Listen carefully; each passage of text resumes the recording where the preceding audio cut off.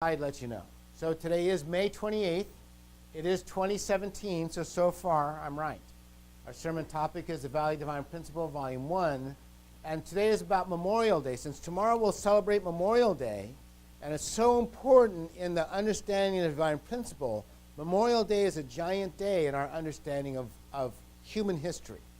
And it's Memorial Day in God's providence, not just Memorial Day for the United States of America. It's much, much bigger than that, and I'll try and explain that today. So let's see. Number one, we can all see that the world is constantly changing, right?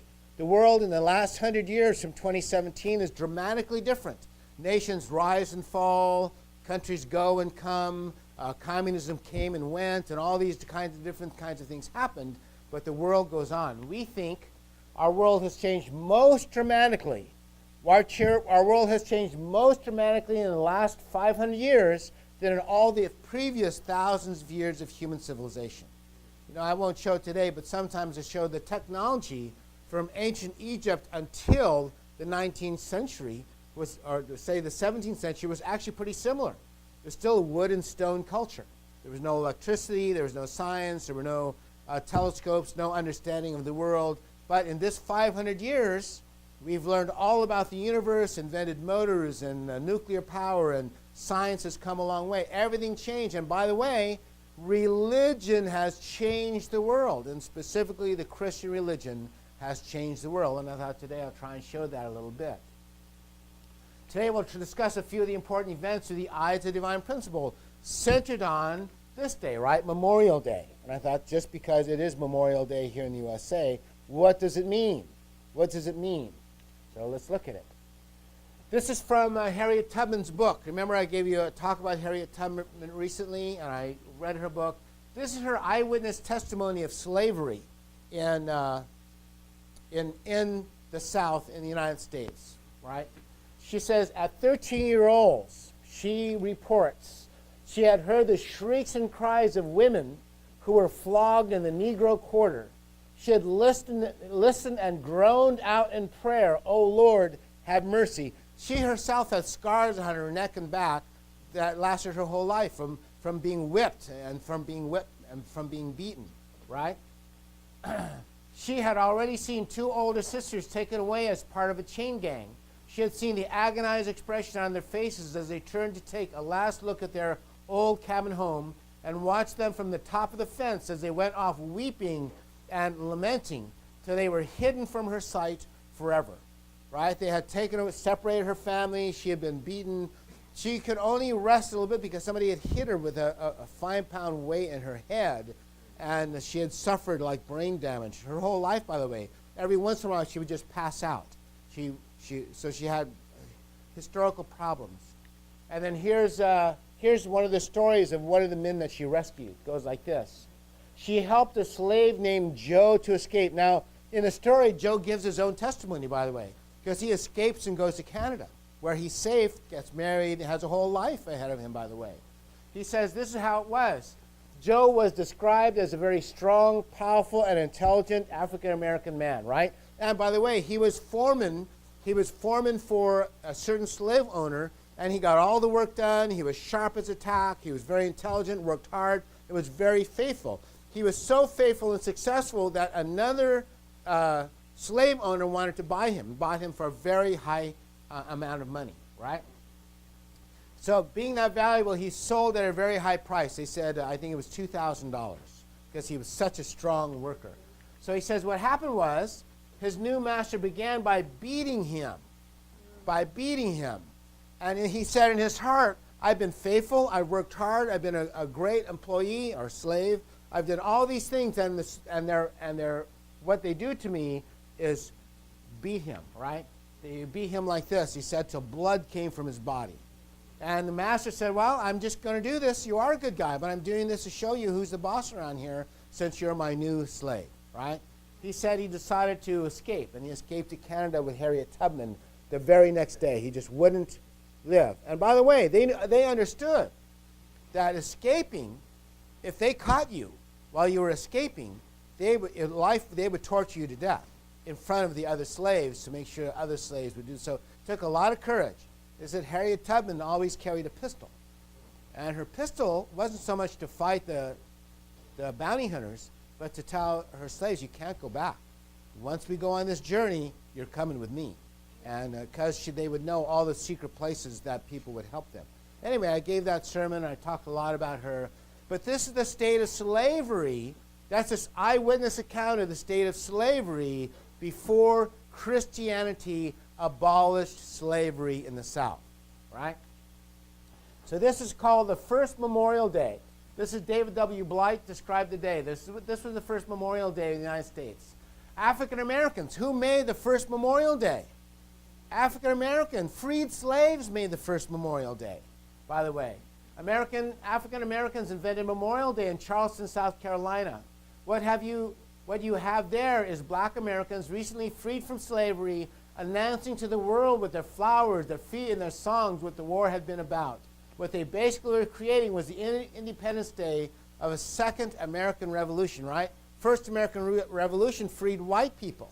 The second American Revolution freed African American people, black people, right? That's what they're saying. The first widely publicized observance of a Memorial Day type observance after the Civil War was in Charleston, South Carolina, May 1st, 1865. During the war, Union soldiers who were prisoners of war had been held at the Charleston Race Course. At least 257 Union prisoners died there and were hastily buried in unmarked graves. Together with teachers and missionaries, black residents of Charleston organized a May Day ceremony in 1865, which was covered by the New York Tribune and other national newspapers. And here's a clipping from there, right? Charleston Daily News. The martyrs of the race course. So African American people rejoiced and wanted to remember the Union soldiers who had given their lives for their freedom. That's the first Memorial Day. That's why we should honor Memorial Day.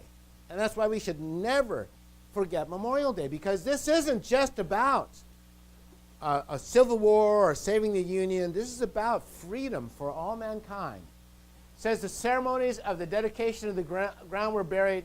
257 Union soldiers took place in the presence of an immense gathering yesterday. Fully 10,000 persons were present, mostly of the colored population, right? Why? Because they got saved. Actually, in Harriet Tubman's book, she says in the beginning, when they first came to save African American people, they were afraid of the Union soldiers. But Harriet Tubman would come with them to explain to them, no, come with us, we'll take you to safety. This was after the Emancipation Proclamation. Civil War was still raging. 13th Amendment hadn't been signed, so they would take African American people north to escape slavery. And there's a picture. This is a picture of that first thing. And you see people go all the way back here. Thousands of people came out. That's what Memorial Day is. It's founded by African Americans who, with flowers, their feet, and the songs the war had been about. They basically were creating was the Independence Day of a second American Revolution. So it's the first Memorial Day. But my point today is there are many Memorial Days in God's providence of salvation of the earth. Okay. Divine principle received as a revelation by Reverend Dr. Moon states that Cain did not operate alone, nor was this a simple murder.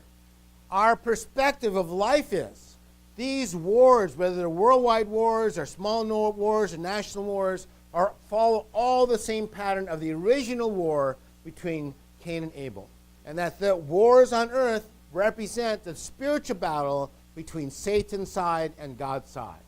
Okay? So, it goes like this. The result was a violent murder of Abel, which we see as a continuing history of mankind. One brother against another brother. Okay? We say Satan works both internally as a spiritual being, and Satan works through human agents on earth to physically attack those persons who try to love and obey God. That's why there's persecution of Christianity.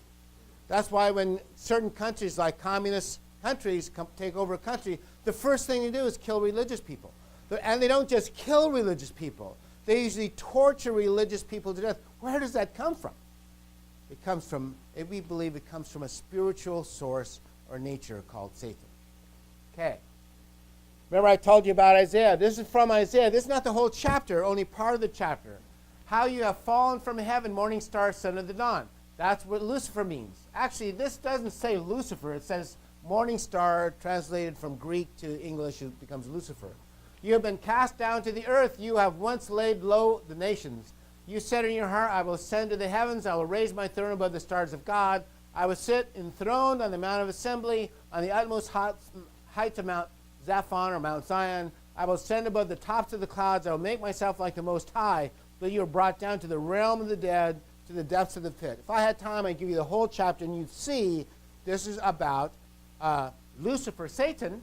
We think invisibly Lucifer, Satan, but who's he encouraging? Isaiah is talking about Nebuchadnezzar, king of Babylon, who's coming to destroy the Jews. Why is that? Nebuchadnezzar was a real person on earth who was coming to attack Jerusalem, who's coming to destroy the first temple, enslave the Hebrew people, destroy the Ten Commandments, do everything he could against God's side, right? What did he do? He destroyed the first temple and murdered and enslaved the Hebrew people and carried away the holy items and treasures of the temple. That's why, so Nebuchadnezzar is a real king, a real human on earth, but looking back on the story from all this time, we believe that this Lucifer also represents Satan, the invisible archangelic being called the devil, right? So that's why, so we say there's two sides. We say Abraham represents God's side, right? So Abraham's a man on earth, but represents the invisible God. So we say Nebuchadnezzar is a man on earth who represents the invisible Satan. Why? Because he's a destroyer. He's a destroyer of God's temple, God's first temple. See how that works? Anyhow, we'll see this all throughout history, and we'll try and explain it in a way that makes sense to you, right? We say there's a spiritual source of evil, but also a physical image of evil on earth through men who accept evil ideologies. So, we say there's a battle between good and evil on earth. We all recognize that, right? We recognize evil when we see it. Civil War, we were talking about the Memorial Day of African Americans. Lincoln used his second inaugural address to touch on the question of divine providence. Interesting for a political figure to do that, right? Lincoln reiterates the cause of the war, slavery, in saying slaves constituted a peculiar and powerful interest. All knew that this interest was somehow the cause of the war. The words wringing their bread from the sweat of other men's faces are an allusion to the fall of man in the book of Genesis. Lincoln quotes another of Jesus' sayings, "Woe unto the world because of offenses, for it must needs be that offenses come, but woe to that man by whom the offense comes." All right, he's talking about the United States. Lincoln suggests that the death and destruction wrought by the war was divine retribution to the United States for possessing slavery, saying that God may will that the war continue until every drop of blood drawn with the lash shall be paid by another drawn with a sword. That's what he thought. He could see, he's president, right? He understands hundreds of thousands of young Union men are being killed, and they're killing hundreds of thousands. He went to Gettysburg after the battle. They think 50 to 70,000 young men were killed at Gettysburg, and the bodies were still there. He could still see, right? You can't imagine how horrible that war was. You can't imagine seeing all those men torn to pieces, and laying in parts on the ground, right? You can't imagine, right? Nothing can imagine. So he saw that. When he saw that, he thought, this must be, there's more to this than just a battle. There's more to this going on here than just our war. And that the war was the country's woe due. Remember what he says, woe unto the world? Woe due. The quotation, the judgments of the Lord are true and righteous altogether. This is from Psalm 9 in King James Bible. So what he thinks or what he thought was that, yeah, we have sown slavery, we have reaped this war in result to what we've done evil. Okay, why did the war start? We say it became because the abolition movement was a direct result of the Protestant Reformation of Christianity. Protestant Reformation of Christianity. The development of Quakerism was an abolitionist movement. Oh, somebody spelled it wrong. The development of Methodism, that was the automatic spell checker did that. Doggone machine. The development of Methodism was abolitionist. The Northern Baptist Church, we always read about the Southern Baptist Church, right? But there was a Northern Baptist Church that actually cut themselves off from the Southern Baptist Church because the Southern Baptists accepted slavery and they wouldn't. And of course, there's millions of others, including all the northern states and new states that joined the Union, such as California, were anti-slave states. Many of them were. So, just to make sure you understood that the Civil War is about slavery, this is what the Confederate South said about the Civil War and slavery. South Carolina led the way when its Charleston Convention, held just before Christmas in 1860, declared that the union heretofore existing between the state of South Carolina and the other states of North America is dissolved. Why was it done at Christmas? You know why? Because when is the President of the United States elected? November. And when is he sworn in as the President? January. So they wanted to secede from the Union before Lincoln became President. That's exactly what happened. Okay, so this is what the South Carolina Confederate people say. The delegation made clear that the election of Abraham Lincoln in the fall of 1860 as President of the United States, whose opinions and purposes are hostile to slavery, was the final straw. In the South Carolinian mind, the coming of Republican political power signaled, in the words of the convention, that a war would be waged against slavery until it shall cease throughout the... So people understood, with the election of Lincoln, the end of slavery is coming. Because his debates with Douglas, during the Senate debates, he said, it's too evil, cannot stand. Okay. What happened? Approximately 620,000 soldiers died from combat, accidents, starvation, and disease during the Civil War. This number comes from an 1889 study of the war performed by William F. Fox and Thomas Leonard. Both men fought for the Union. And what was the result? The 13th Amendment.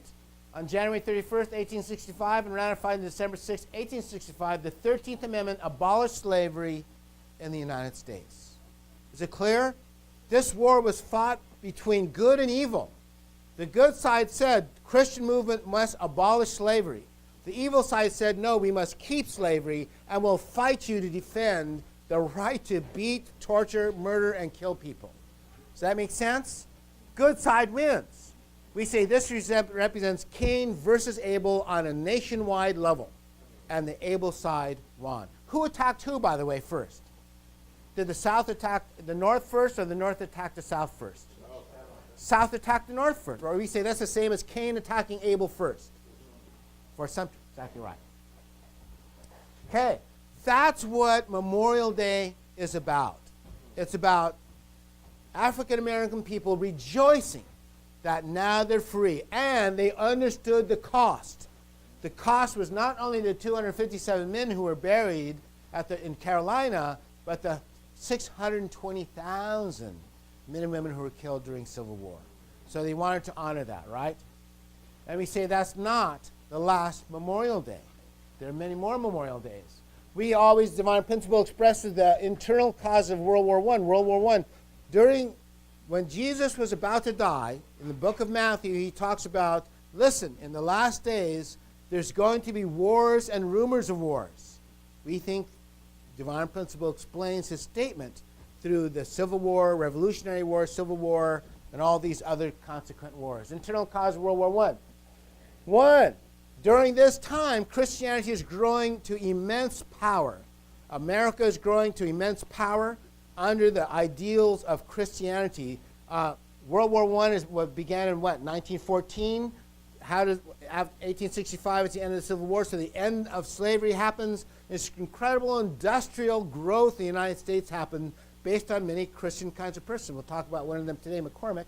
But that began to happen. So Satan realizes the Christian world, centered on the United States, is growing and growing and growing in power.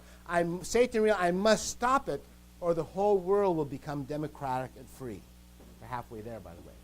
Satan's fierce struggle for external dominion of the earth against Christian democracies.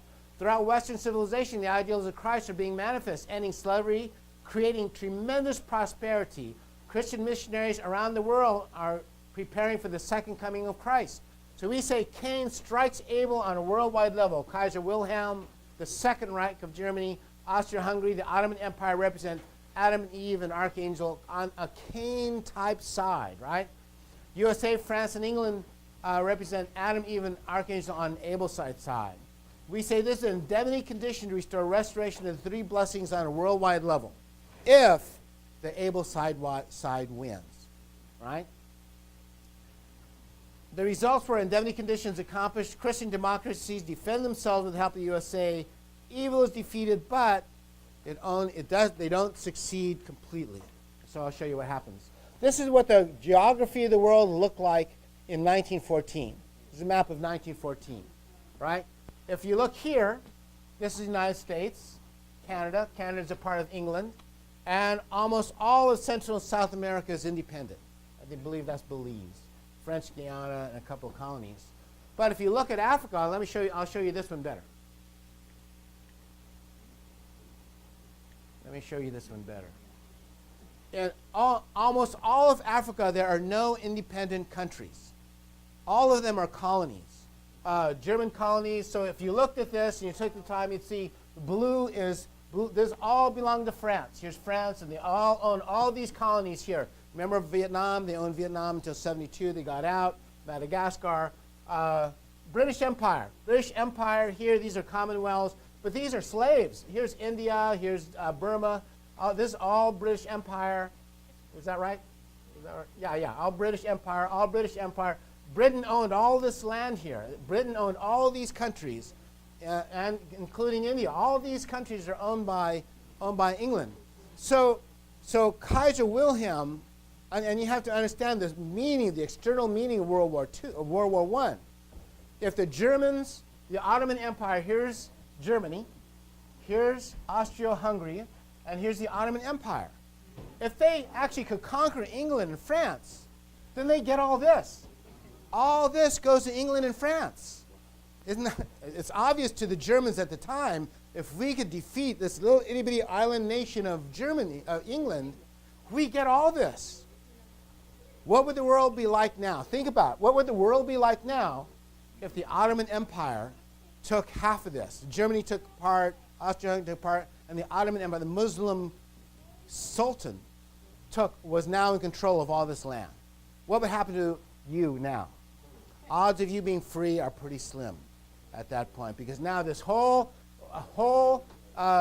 evil powers, anti-Christian group would be in control of half the world, right?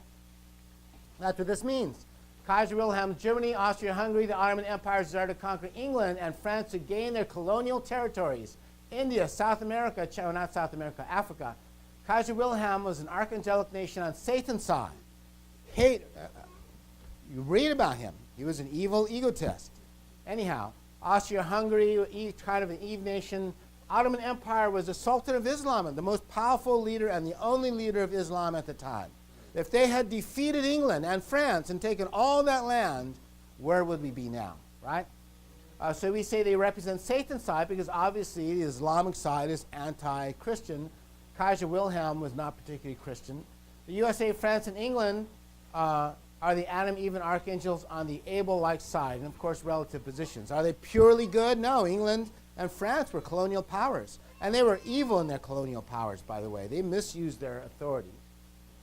Anyway, what happened? If in World War I the USA had not fought, so in World War I the European nations were at war, right? They were stalemated.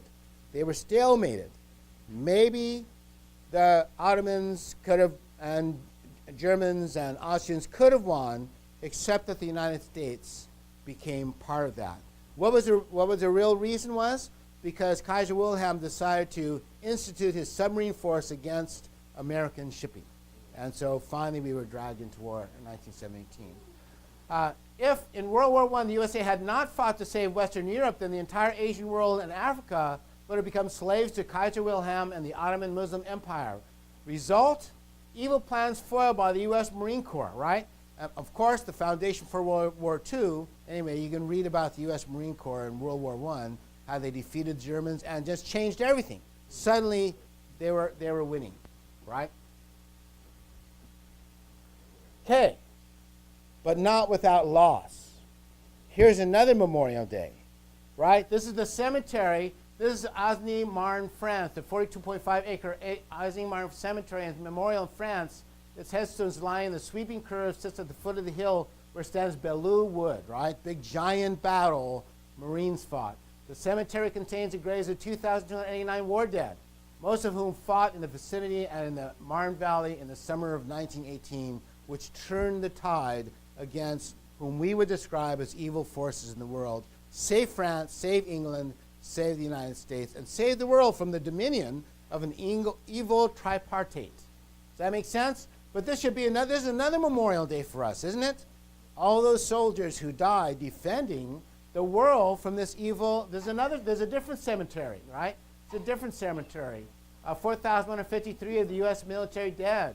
It's the third largest of the 8 World War I Americans, and there's many more. I couldn't have time to put all the pictures, but thousands and thousands of American dead that we should honor on Memorial Day. And what did they do? They saved the world from an evil tyranny, whereby maybe we would not be able to be saved ever. How about World War II? We say Satan developed totalitarianism to enslave people. Hitler, Tojo, Mussolini are like Cain who attacks Abel. By the way, all these groups are anti-Christian. They're anti-Christian groups, right? Axis powers attack democracies first. The result, democracy overcomes totalitarianism to succeed on the growth stage level. Cain is unable to kill Abel. Abel strikes Cain, but led by the USA, the most powerful country in the world, and also a strong Christian democracy, after the war forgave enemies, just like Jacob and Esau forgave each other, and rebuilt the countries of their enemies. Germany and Italy and Germany and Japan were all rebuilt, right? Just like the story of Abel doing correct thing. Just like Jacob gave all his possessions to his enemy Esau, same thing happened on a worldwide level, led by what? A Christian democracy. I know historians don't teach this way. Everyone could see this is the reality of what's happening below history. Indemnity to free colonies throughout the world. Actually, by the way, all the colonies were freed after World War II, right? By the 1960s, English are pretty much out of Africa. France is out of Southeast Asia. India is a free country in 1948. And the nation of Israel established in 1948. Christianity reaches its zenith in 1956. Do you know that? In the United States, most of the population went to church in 1956, went to some kind of Christian church, right? And we believe, based on this, Jesus Christ anoints Reverend Moon to begin the blessing of marriage ministry. The goals of all this is the creation of God's image of families, right? Jesus taught, the Bible teaches that the image of God is what? A family. And no one understood that through all these centuries. Reverend Moon says this is the way to create world peace, through ideal families. You guys agree with that, right? Amen. I'm glad somebody agrees with it. So, World War II was a source of unbelievable evil, right? This is just one new Britain enraged by new Nazi horrors. Nazis were horrible. And I'm just only making this point to say, are they on Satan's side or not? I would say yes. Mass killings, Japanese war crimes, and crimes against humanity.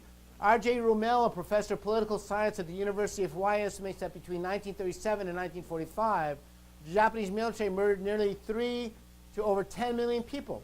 Most likely 6 million Chinese, Koreans, Malaysians, Indonesians, Filipinos. My uncles were Filipinos.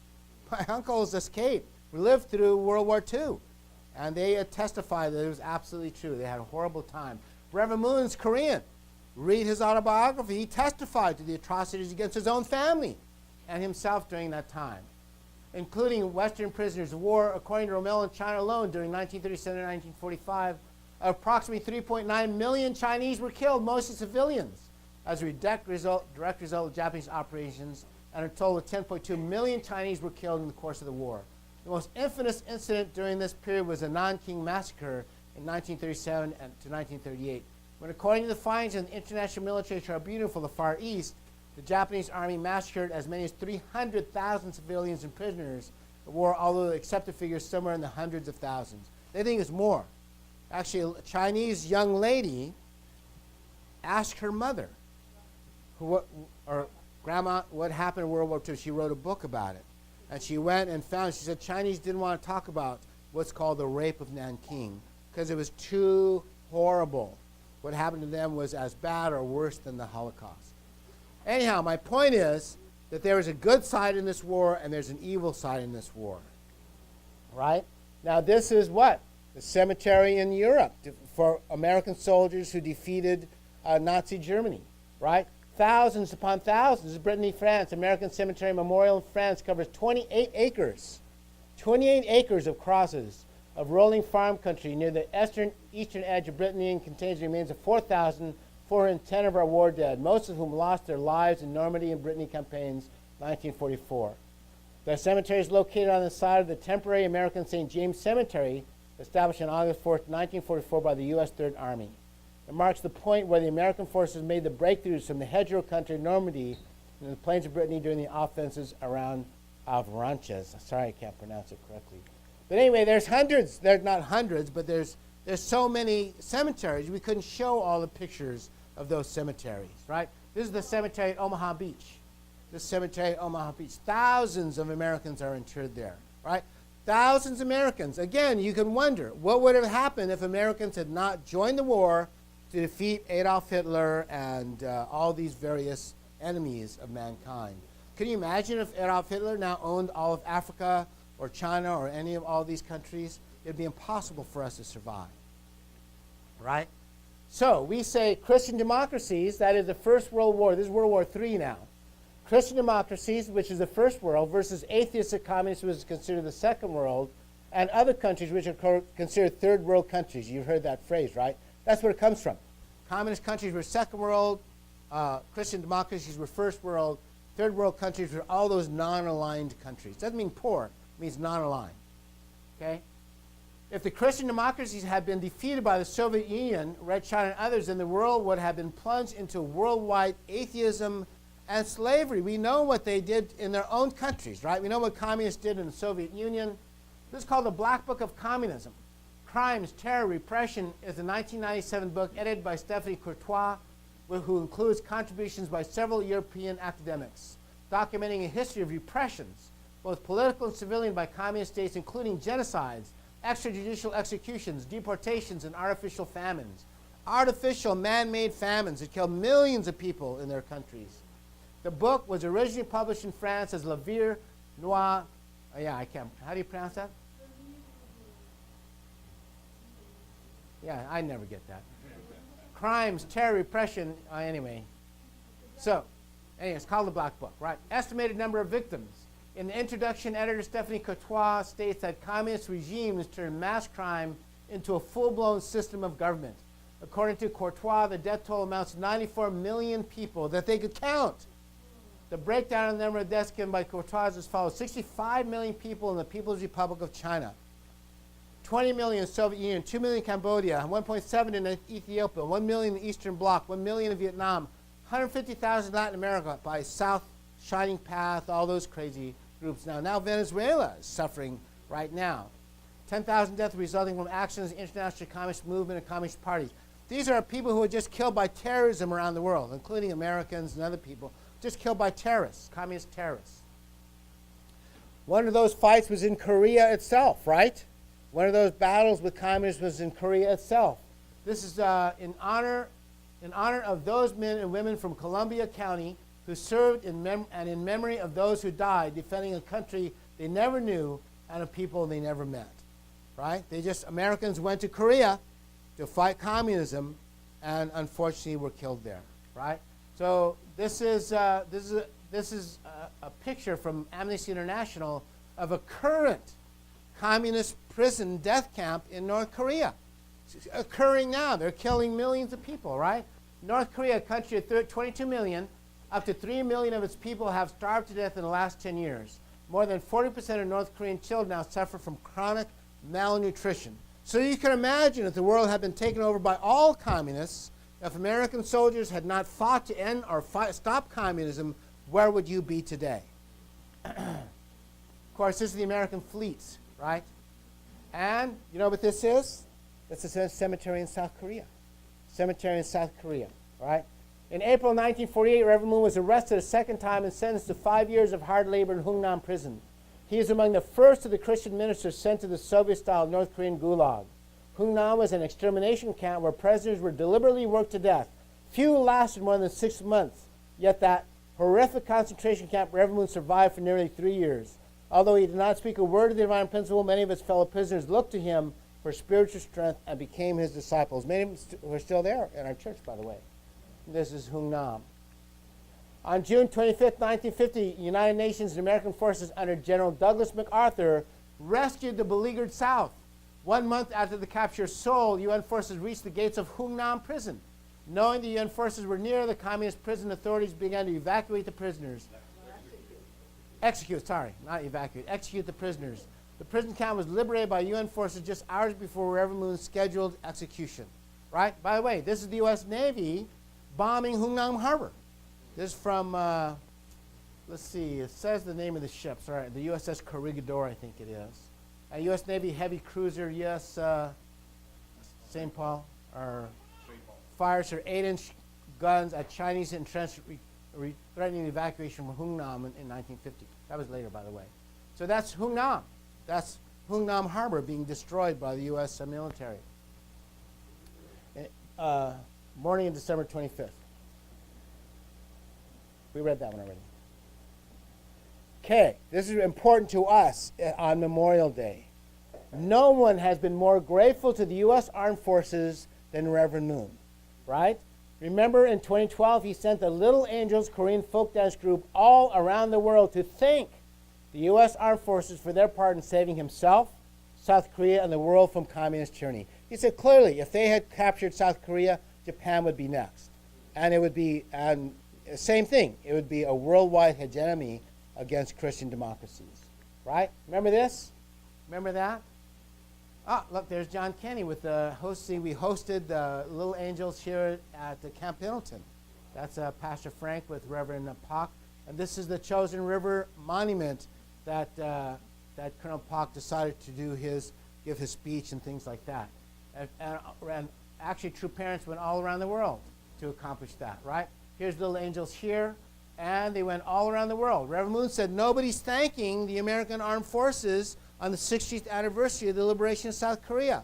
He said, so out of my pocket, I'll send the Little Angels all over to give thanks to the Americans for being able to do that, right?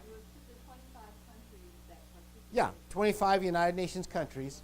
But, of course, he did come here and visit the 1st Division of U.S. Marine Corps Camp Pendleton. And that's true parents. This is, by the way, this is in Germany. Yes, Father went to all kinds of countries, not only in the United States. But the point being, Memorial Day is bigger than just one moment in history. There's been many, many Memorial Days we should honor for the defense of freedom around the world. There's a credo one. Freedom is not free, right? Here's this actually in Korea, U.S. Americans putting flags at the Korean cemetery in Korea. In memory of the men and women who served in the Vietnam War and later died as though their sacrifice. So also people who went to Vietnam. Vietnam was a battle against atheistic communism. Unfortunately, Americans gave up on that war, which was a tragedy. Everyone said it was a tragedy they gave up. And so much loss of life and no victory. Right? Okay, this is Person of the Year, Time Magazine. American soldiers have been defending the human rights of life, liberty, and the pursuit of happiness from the Revolutionary War until now. This was a Time Magazine article. The Person of the Year was the American soldier. Why? Because they could see, even they could see, that yes, Americans are defending liberty, life, and the pursuit of happiness for not only Americans, but for the whole world. Right? Broadcast journalist Tom Brokaw wrote in his 1998 book, The Greatest Generation, it is, I believe, the greatest generation any society has ever produced. He argued that these men and women fought not for fame or recognition or to steal things from other countries, but because it was the right thing to do. When they came back, they rebuilt America into a superpower. The book was a popular success, right? Why? Because he said they fought for freedom and they freed Germany. Right? After World War II, America didn't annex Germany. They freed the German people, gave them technology, money, food, everything they needed to rebuild their country. Right? What a great group of people is Ronald Reagan. Words are even more feeble on this Memorial Day, for the sight before us is that of a strong and good nation that stands in silence and remembers those who were loved and who in return loved their countrymen enough to die for them. This is America. America has been a great country, a good country for the world. Right? There's just another Memorial Day. We say tomorrow's Memorial Day. Tomorrow, Monday's Memorial Day. Let us remember and honor the lives of brave American soldiers who have given their lives for world peace. justice, and freedom, and the destruction of tyranny worldwide.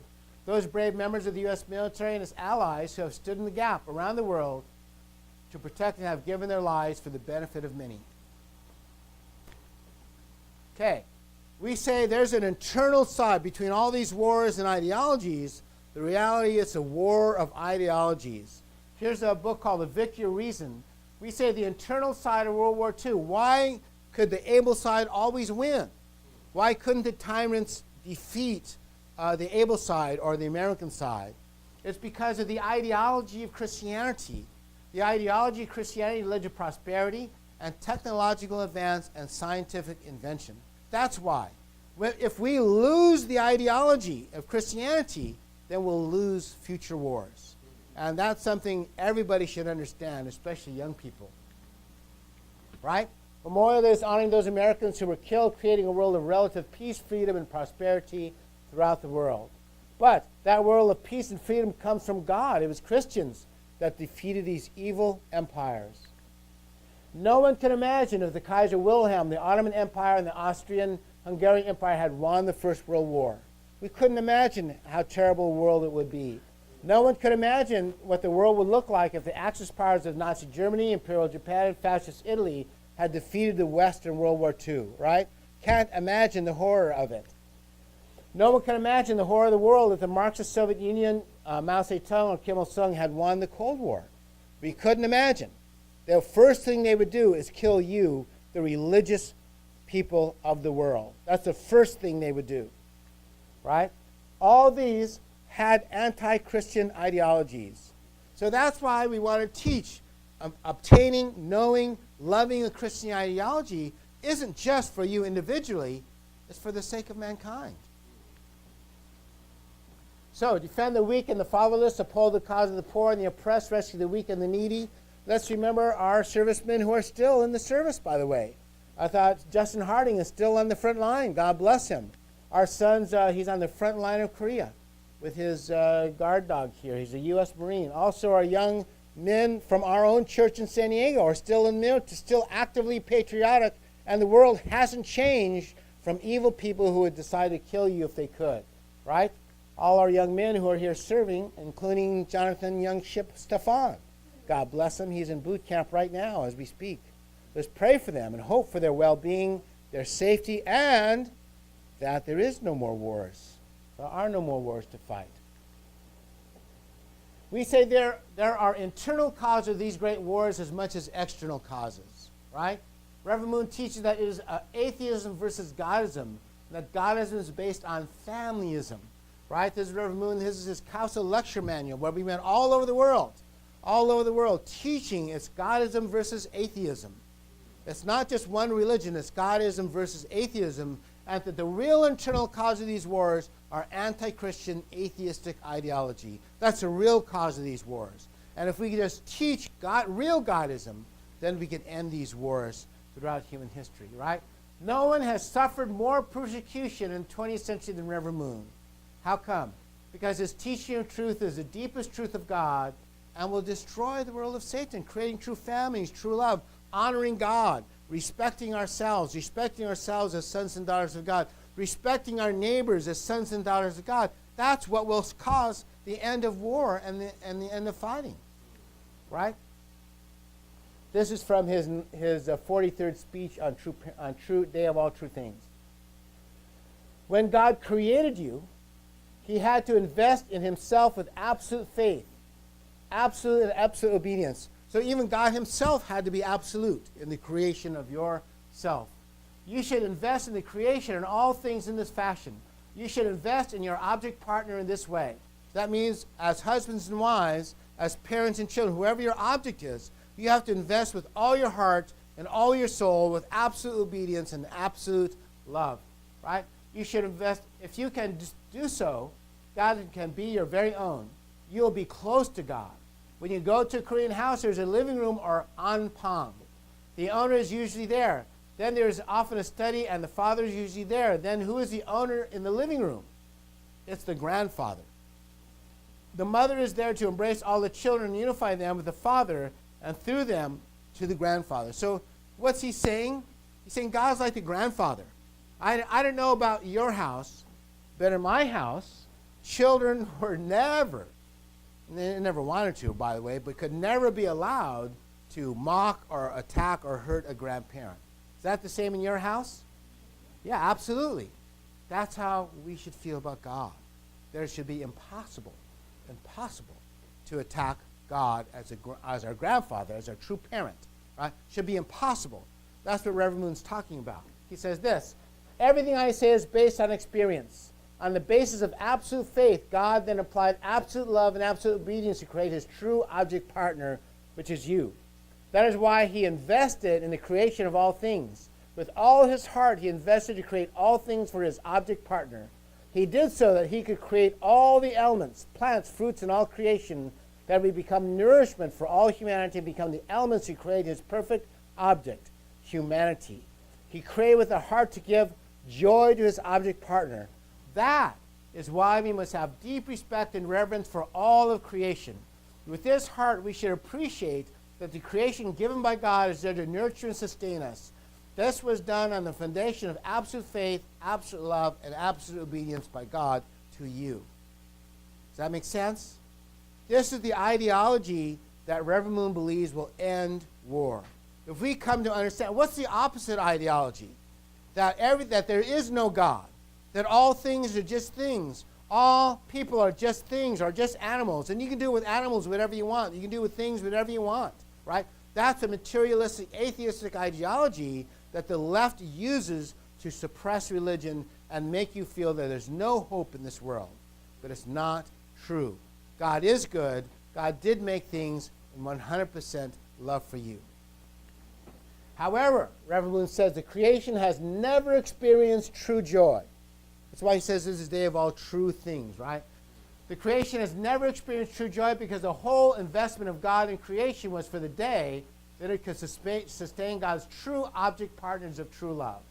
That is why the Bible says the creation groans in travail, awaiting the day of the revealing of the true sons of God. That's who we're striving to become. That's who we must become, and that's the ideology that we must teach, right? That is why we are seeking to perfect ourselves in the image of God and totally respect the creation. This will bring the liberation of all creation. What's the image of God?